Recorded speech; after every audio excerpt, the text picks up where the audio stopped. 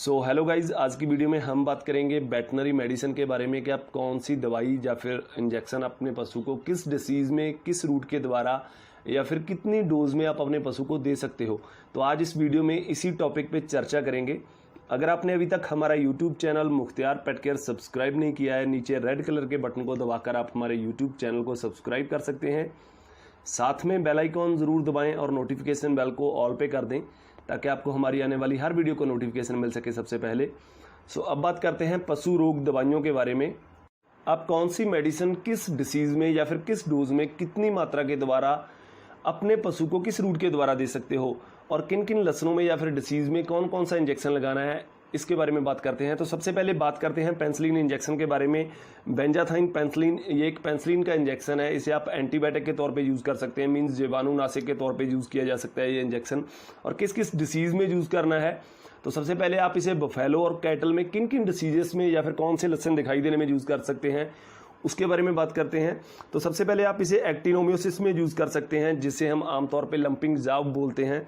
इसमें पशु के जबड़े में जो है सोजिश पैदा हो जाती है। सोजिश के कारण जो है ऊपर और नीचे का जबड़ा, सोजन के कारण पशु को चारा खाने में कठिनाई महसूस होती है और आपके पशु में कमजोरी आती है और पशु के मुंह से दानेदार गाढ़ा तरल जो म्यूकस है वो निकलता रहता है, दानेदार तरल पदार्थ निकलता रहता है। ऐसी स्थिति में, ऐसे रोग में आप अपने पशु को ये इंजेक्शन दे सकते हैं अगर आपके पशु को लंपिंग जाब है। इसके अलावा आप एंथ्रिक्स में ये इंजेक्शन यूज़ कर सकते हैं अगर आपके पशु को एंथ्रिक्स है, जिसे हम मेन तौर पे स्प्लीन की सूजन या फिर बुखार से जाने वाली एक डिसीज जिसका कारण बेसिलस एंथ्रेसिस होता है। रोग जो है पशु के मुंह से या फिर भोजन प्रणाली से शुरू होता है, निकलता है। एंथ्रिक्स में पशु कई बार जो है लक्षण दिखाई दिए बिना ही पशु मर जाता है। अगर आपको लक्षण दिखाई देते हैं तो वो कौन से लक्षण है?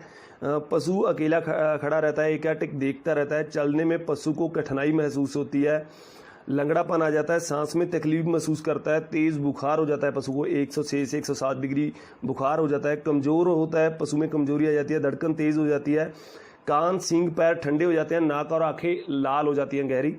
इसके अलावा आप ब्लैक क्वार्टर में यूज़ कर सकते हैं, जिसे हम ब्लैक लेग या फिर लंगड़ा बुखार के नाम से जानते हैं। आप इसी रोग में भी आप अपने पशु को ये इंजेक्शन लगा सकते हैं। गोका जाति में पाया जाने वाला जो एक संक्रामक रोग है, पशु को तेज़ बुखार, नितंब के पास दर्द भरी सूजन होती है, चमड़ी बेजान और तरल भर जाता है। जहाँ पर सोजिश रहती है वहाँ पर चमड़ी में जो है तरल भरा रहता है। हाथ लगाने पर कड़कड़ की आवाज़ आती है। इससे दर्द के कारण पशु में लंगड़ापन आ जाता है, पशु की चाल में पशु लंगड़ा कर चलता है। इसके अलावा ये इंजेक्शन आप टेटनस में यूज़ कर सकते हैं अगर आपके पशु को टेटनस है।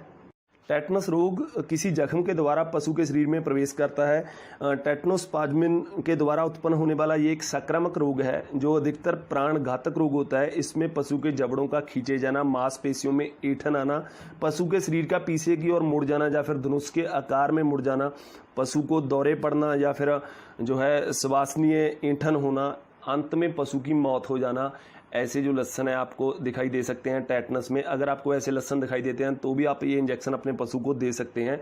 इसके अलावा आप आर्थराइटिस, जिसे हम इन्फ्लामेशन ऑफ जॉइंट्स बोलते हैं, या फिर जोड़ों की सूजन, अगर किसी भी प्रकार की जोड़ों की सूजन है आपके पशु में, उसमें भी ये इंजेक्शन आप यूज़ कर सकते हैं। इसके अलावा मिस्टेटस में यूज़ कर सकते हैं अगर थनैला रोग है, लेवे की या फिर अडर की सोजिश है, या फिर जो है दूध है फटा हुआ निकलता है दही की तरह, उसमें आप इस इंजेक्शन को यूज़ कर सकते हैं।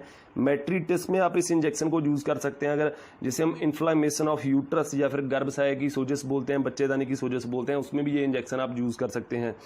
इसके अलावा आप हेमोरेजिक सेप्टिसीमिया, जिसे हम HS या फिर जो है गलाघोटू रोग बोलते हैं, पशुओं का एक भयानक रोग जिसे हम गलाघोटू कहते हैं।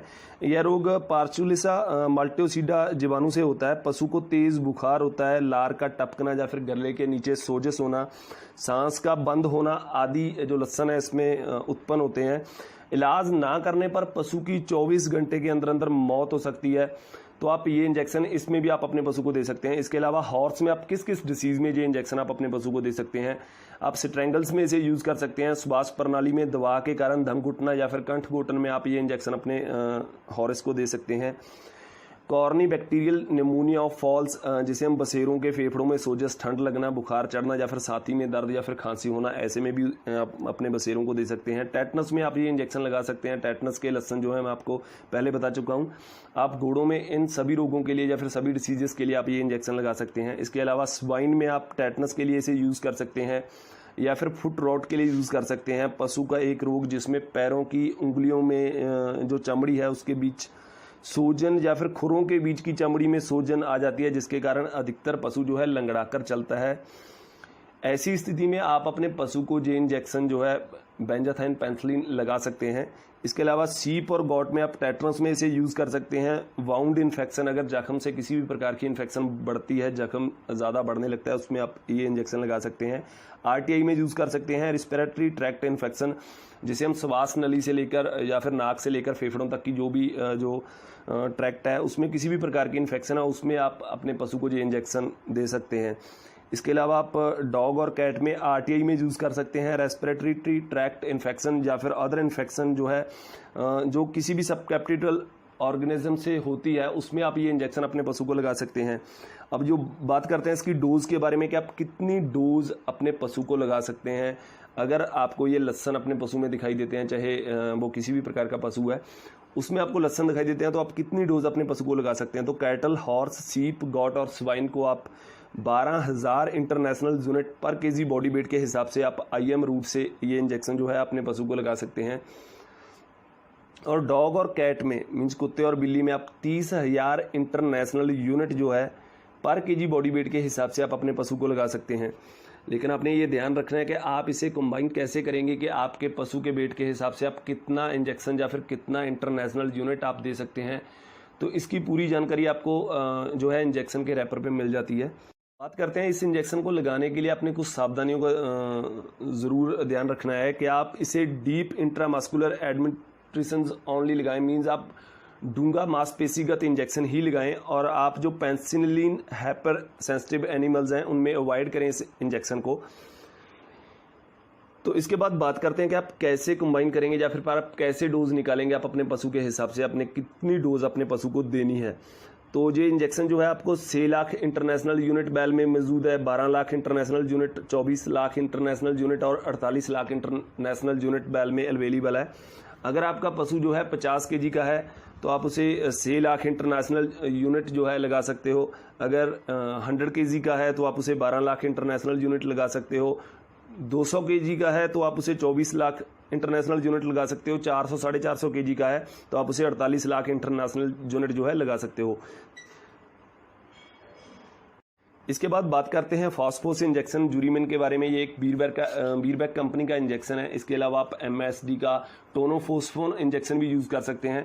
तो आप ये इंजेक्शन किस किस डिसीज़ में या फिर किन रोगों में यूज़ कर सकते हैं, किस डोज के द्वारा आपने लगाना है। इसमें सोडियम एसिड फास्फोट होता है 400 mg, जो बराबर होता है 79.4 mg एलिमेंट फास्फोस के बराबर 1 ml में।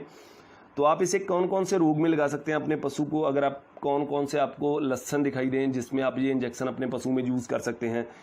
तो सबसे पहले आप इसे रिक्टस में यूज़ कर सकते हैं।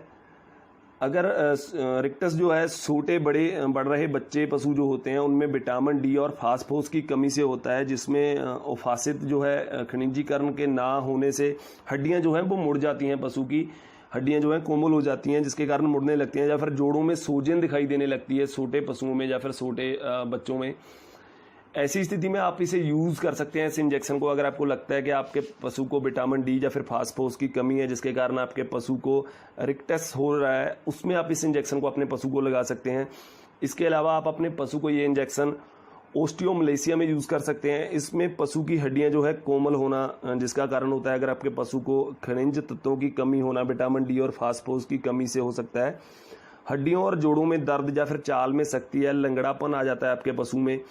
कई बार होता है कि चलते चलते पशु के जोड़ों से कड़कड़ की आवाज़ें आने लगती हैं या फिर पीठ जो है कमान की तरह मुड़ जाती है। ऐसी स्थिति में आप या ऐसे लक्षण में, ऐसी डिसीज़ में अपने पशु को जो इंजेक्शन जो है टोनोफोस्फोन या फिर यूरीमिन जो है फास्फोरस का इंजेक्शन आप अपने पशु को दे सकते हैं अगर आपको ऐसे लक्षण या ऐसी डिसीज़ दिखाई देती है। इसके अलावा आप स्टंट ग्रोथ के लिए यूज़ कर सकते हैं। अगर आपके पशु की सही तरीके से जो है ग्रोथ नहीं हो रही है, आपके पशु की जो बढ़ने की ग्रोथ है वो सही नहीं है, उसके लिए आप इसे यूज़ कर सकते हैं। पिका के लिए यूज़ कर सकते हैं। कॉपर, फास्फोरस या नमक जैसी तत्व की कमी से यह रोग होता है जिसमें पशु जो है अखाद्य वस्तुएं खाने लगता है या फिर लिफाफे खाता है या फिर जो है अपना गोबर खाने लगता है। ऐसी स्थिति में आप इसे यूज़ कर सकते हैं। डेबिलिटी में इसे यूज़ कर सकते हैं अगर आपके पशु में कमजोरी है। तो भी आप ये इंजेक्शन लगा सकते हैं। इसके अलावा आप एनेस्ट्रस, जिसे हम पशु का हीट में ना आना, अगर आपका पशु हीट में नहीं आता है, ऐसी स्थिति में आप ये इंजेक्शन फास्फोरस का इंजेक्शन जो है अपने पशु को लगा सकते हैं। अगर उसको फास्फोरस की कमी है, उसकी वजह से आपका पशु हीट में नहीं आ रहा है, तो ये इंजेक्शन आप अपने पशु को दे सकते हैं। इसके अलावा आप इनफर्टिलिटी में यूज़ कर सकते हैं। अगर आपके पशु में बांझपन है, आपका पशु गाभन नहीं ठहर रहा है, उसके लिए भी अगर फास्फोरस की कमी है कहीं, तो आप ये इंजेक्शन आप अपने पशु को लगा सकते हैं।